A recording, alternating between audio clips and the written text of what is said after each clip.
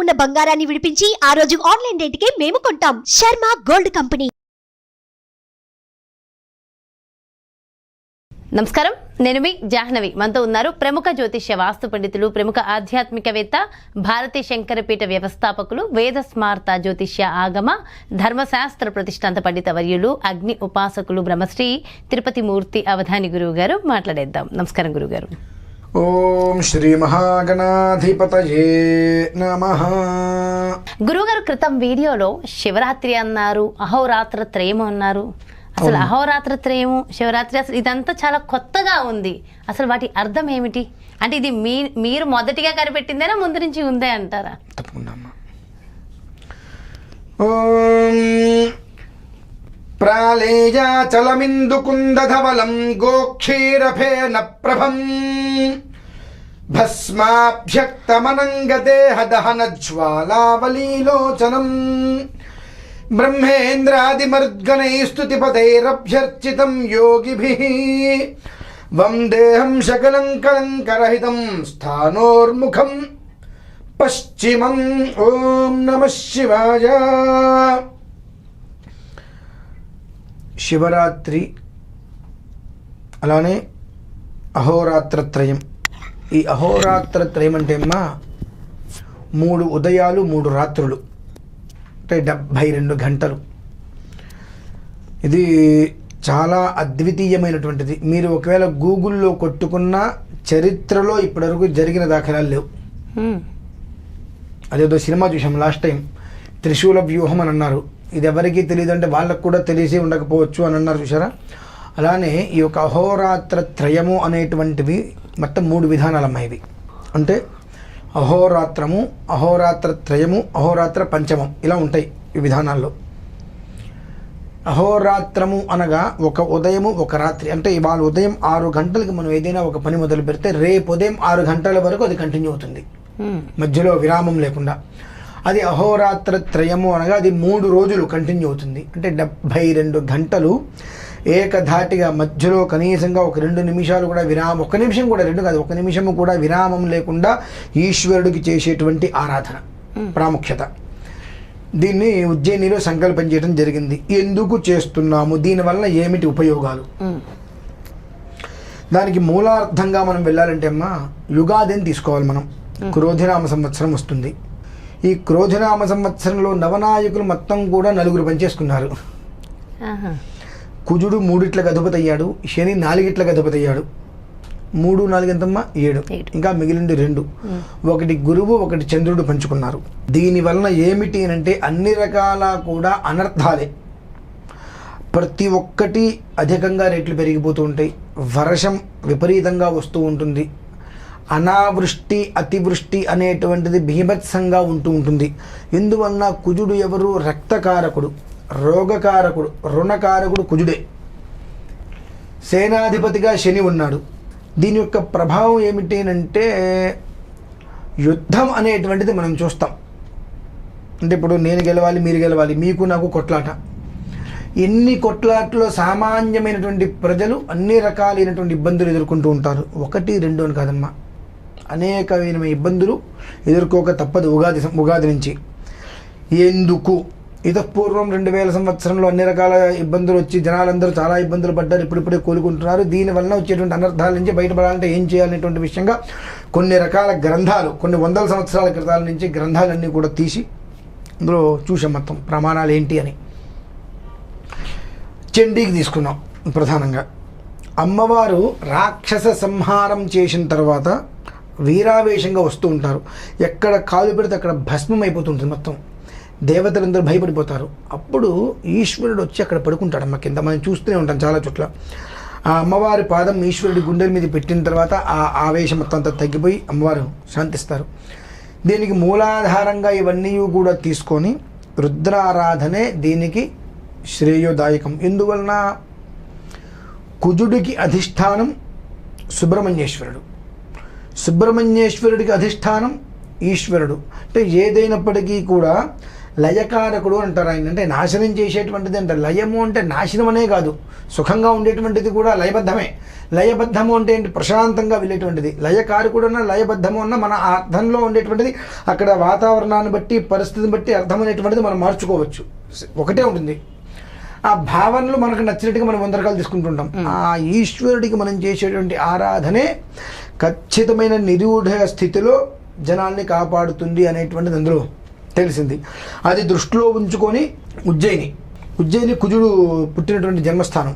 దాన్ని అయోధ్య, మధుర, మాయా, కాశీ, కాంచి, అవంతికాపురి 6ది. 6 అంటే శత్రుస్థానం. అటువంటి చోటుకి వెళ్ళి కనుక అంకురార్పణక చేసినట్లయితే అన్ని రకాల కూడా దిగ్విజయం ప్రతి ఒక్క మనిషి చెందుతారు అని చెప్పి సంకల్పంతో అక్కడికి వెళ్ళి సుబ్రహ్మణ్యేశ్వర స్వామి వారికి అభిషేకం చేసి ఈశ్వరారాధనకి సంకల్పం చేశాం. నేను అడిగిన ప్రశ్న ఇది కాదు కదండి, అహోరాత్ర త్రయము అని మీకు అనిపిస్తుంది. ప్రతిదానికి ఒక మూలం కావాలమ్మా. అంటే ఎందుకు చెప్తున్నానంటే రుద్రం అనేటువంటిది అక్కడ మనం చేస్తున్నాం. ఈ రుద్రము మామూలుగా ఒక్కసారి పారాయణ చేస్తే 10 నిమిషాలు, ఇంకా లాగి పారాయణ చేస్తే 20 నిమిషాలు పడుతుంది. అటువంటి రుద్రము రుద్రయామలోక్త విధిని అనుసరించి రుద్రాన్ని రుద్రంతోటే సంపుటి చేసినట్లయితే ఒక రుద్రము 62 గంటలు పడుతుందమ్మా. 10 నిమిషాలు ఎక్కడ, 20 నిమిషాలు ఎక్కడ, 62 గంటలు ఎక్కడ? ఇది ఒక రుద్రమే. ఒక రుద్రం అంటే ఏంటి? రుద్రాన్ని రుద్రంతోటే అనులోమ విలోమంగా సంపుటి. అందరూ చేసేటువంటిది కాదు. ప్రాణగండం అంటారు సార్ అటువంటి పరిస్థితి చేయాలంటే. అంటే ఏమిటంటే అక్కడ కూర్చున్న వాళ్ళందరూ కూడా అదే విధాన్ని అనుసరించి చెబుతూ ఉండటమే, ఇంకా వేరే పని వాళ్ళకు ఉండదు. ఇటు రుద్రం చెబుతూ ఉండాలి 62 గంటలు. ఇదే 62 గంటల సేపు అక్కడ రుద్రాభిషేకం జరుగుతూ ఉంటుంది. ఈ రెండు ఎట్ ఏ టైం జరుగుతుంటాయి. ఈ ఒక రుద్రం అనేటువంటిది పూర్తయిన తర్వాత అంటే 169 వాక్యాలని కలిపితే ఒక రుద్రం.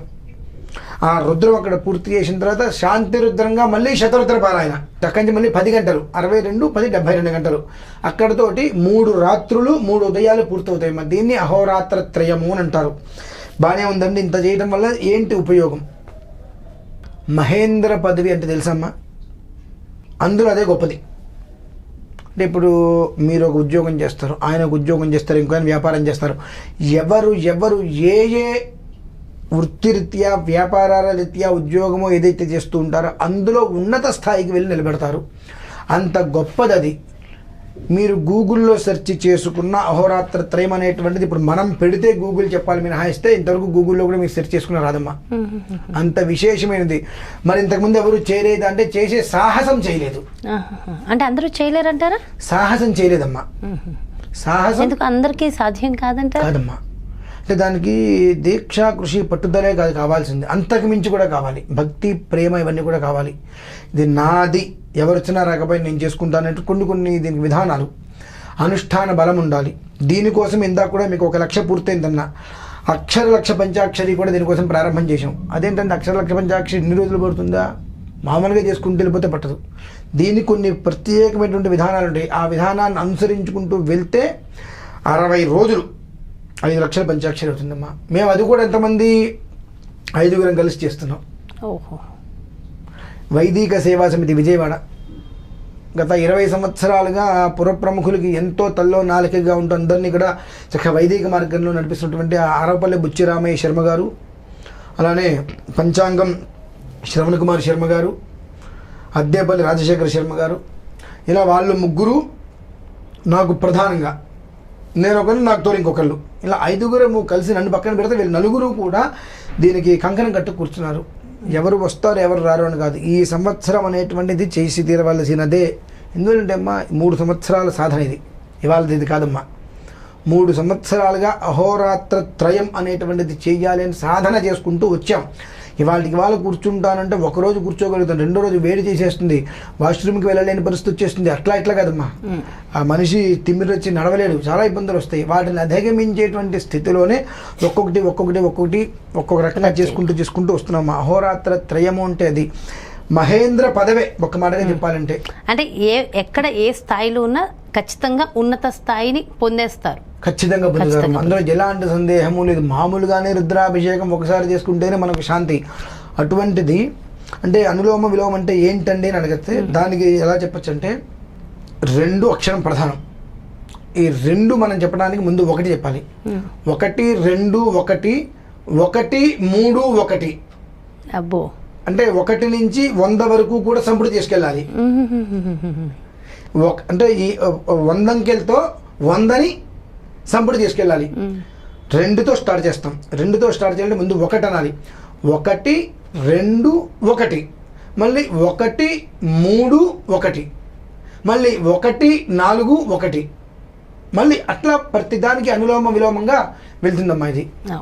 ఇలా వెళ్తామంటే ఏదో నేను వచ్చి కూర్చుంటే చేస్తాంటే అవదమ్మా. అది కఠినమైనటువంటి శ్రమ దానికి అవసరం. అందుకని 3 సంవత్సరాల నుంచి సాధన చేసుకుంటూ వచ్చాము. ఈశ్వర అనుగ్రహంతో అక్కడ పోచంపల్లి ఆలయంలో 360 శివలింగాల్ని కూడా ప్రతిష్ఠ చేయడం జరిగింది. కాబట్టి ఆయన సన్నిధిలోనే అక్కడ శ్వేతనాగులు కూడా విపరీతంగా వచ్చి తిరుగుతున్నాయి. ఈ మధ్యన విపరీతంగా లారీలు వేసుకొని బస్సులు వేసుకొని తుఫాన్ తవేవో బళ్ళు జనాలు విపరీతంగా వస్తున్నారు అక్కడికి. అంటే నాకు ఆశ్చర్యం వేసింది. ముడుపులు కట్టేస్తుంటే కట్టద్దని చెప్పా. ముడుపులు ఏదైనా అంటే మనసులో అనుకోండి.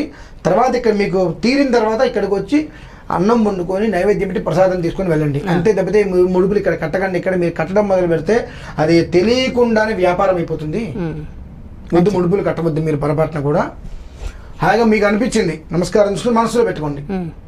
తీరిపోగానే వచ్చి చేసుకోండి అని చెప్తే మన ఆలయం పూర్తయ్యే మొన్న విపరీతంగా జనాలు వస్తున్నారు అనేటువంటి విషయం ఆ పరిసరాలందరూ కూడా చెప్పుకుంటూ వస్తున్నారు. ఆనందం కలిగింది. ఈశ్వరుడు అందరికీ అవకాశం ఇస్తున్నాడు.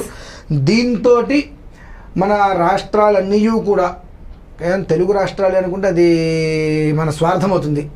అందరూ కూడా క్షేమంగా ఉండాలని సంకల్పం చేసి శివరాత్రికి 3 రోజుల ముందు నుంచి అంటే ద్వాదశి త్రయోదశి చతుర్దశి ఈ 3 రోజులు కూడా కంప్లీట్గా ద్వాదశి ఉదయం అంటే సుమారుగా 5 6వ తారీఖు 6 7 8 6వ తారీఖు ఉదయం మొదలు పెడతాము. 7 8 9వ తారీఖు ఉదయానికి పూర్తవుతుందమ్మా. అంటే 3 రాత్రులు అంటే అహోరాత్ర త్రయము అంటే ఆ చిన్న వాక్యానికి ఒక్కొక్కటి అర్థం చెప్పుకుంటూ వస్తే ఇంకో 20 వీడియోస్ నేను చేయొచ్చు, మీరు వినొచ్చు. కానీ ఎంతసేపు వినగలిగేటువంటి శక్తి జనాలకు ఉండదు. వాళ్ళకి ఏదైనా కొట్టా తెచ్చారంటే రావాలి. అందుకని చాలా క్లుప్తంగా వివరించా కేవలం. చాలా డీటెయిల్గా అంటే ప్రతిదీ వివరణగా వివరించారు గురుగారు. Thank you so much. నమస్కారం. సో ఇదండి అహోరాత్ర త్రయము. ముఖ్యంగా శివరాత్రి సందర్భంగా గురువుగారు ప్రత్యేకంగా నిర్వహించేటటువంటి ఈ అహోరాత్ర త్రయానికి సంబంధించి గురువుగారు ఎంతో డీటెయిల్గా ఎక్స్ప్లెయిన్ చేశారు. అండ్ ఉన్న పొజిషన్ నుంచి ఉన్నత స్థితి, అద్భుతమైన చక్రవర్తి పొజిషన్ అంటే ఒక మంచి స్థాయి, మనం ఉన్న సంస్థలో కానివ్వండి, ఉన్న వ్యాపారంలో కానివ్వండి, ఒక మంచి స్థాయికి చేరుకోవాలి, చక్రవర్తులు అవ్వాలి అనుకునే ప్రతి ఒక్కళ్ళకి ఈ అహోరాత్ర త్రయం చాలా బాగా ఉపయోగపడుతుందట. సో ఖచ్చితంగా కుదిరిన వాళ్ళందరూ ఇంతటి ప్రత్యేకమైన కార్యక్రమాలు చూడడం కానీ, ప్రత్యక్షంగా లేదా పరోక్షంగా పార్టిసిపేట్ చేయడం కానీ చేస్తే మరింత బాగుంటుంది. మరో చక్కటి ప్రత్యేకమైన కార్యక్రమంతో మళ్ళీ మీ ముందుకు వచ్చేస్తాను. నమస్కారం.